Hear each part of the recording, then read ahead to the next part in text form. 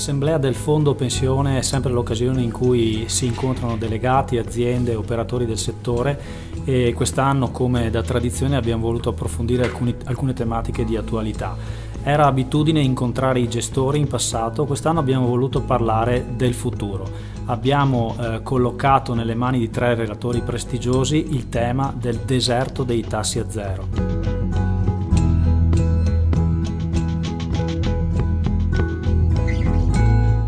Il ruolo della rendita è sicuramente un ruolo molto importante perché si colloca alla fine come l'obiettivo finale della previdenza complementare. Senza rendita non c'è previdenza complementare.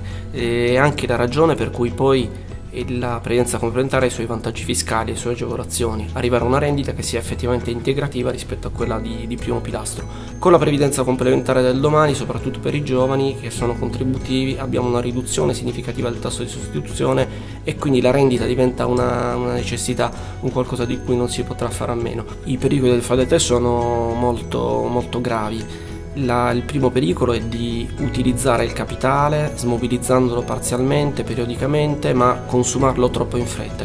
L'altro pericolo meno rilevante, è quello di vivere al di sotto delle proprie possibilità, quindi consumare molto di meno rispetto a quello che potremmo permetterci.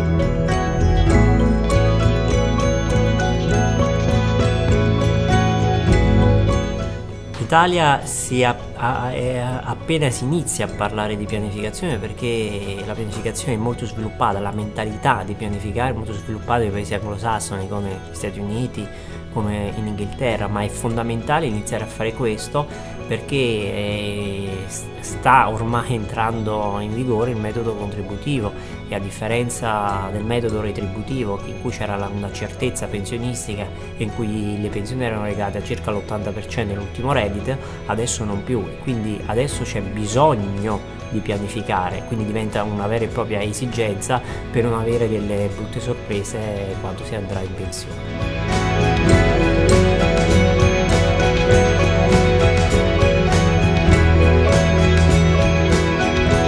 I primi investitori nell'attività di private equity da sempre nel mondo sono i fondi pensione, quindi che sia un'attività che debbano necessariamente i fondi pensione prendere in considerazione è fuori discussione. Il private equity rientra nei cosiddetti investimenti alternativi, nelle asset class alternative, quindi è uno strumento da prendere con cautela, quindi deve rientrare nell'ambito della diversificazione dell'investimento del fondo pensione perché si rivolge agli investitori professionali, deve essere fatto come è stato fatto in tutto il mondo, un po' alla volta, a chi dà i soldi ad un fondo pensione, sapere che una parte ben gestita, ben curata, con professionalità, però venga riversata nelle società del territorio che in fondo producono ulteriore lavoro, sviluppo e quindi anche garanzie per il futuro, credo che sia un qualcosa che è percepito positivamente in tutti i paesi, non vedo come non lo sia, in una situazione complessa come la nostra. Quindi